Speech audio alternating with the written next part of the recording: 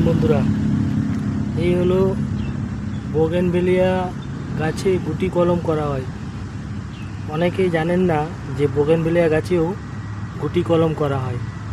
এই ছোট্ট টবের মধ্যে রেখে গাছটিকে গুটি কলম করা হয়েছে দেখুন বন্ধুরা, এবং এক একটি গাছে 10 থেকে 15টি করে এই গুটি কলম বাঁধা হয়েছে। আর এই গুটি কলম বাঁধার কতদিন পরে এই মাটি থেকে শিকড় ছাড়বে বা শিকড় বাইরের থেকে দেখা যাবে, সেটাও আমি আপনাদেরকে দেখাবো।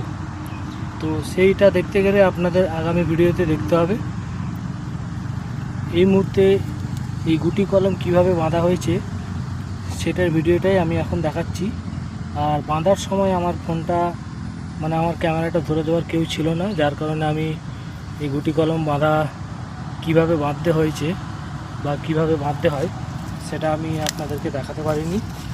তো নেক্সট ভিডিওতে আপনাদেরকে অবশ্যই দেখাবো যে এর মাটি তৈরি কীভাবে করতে হবে, গুটি কলম কীভাবে করতে হবে, সেটা অবশ্যই আপনাদেরকে দেখাবো।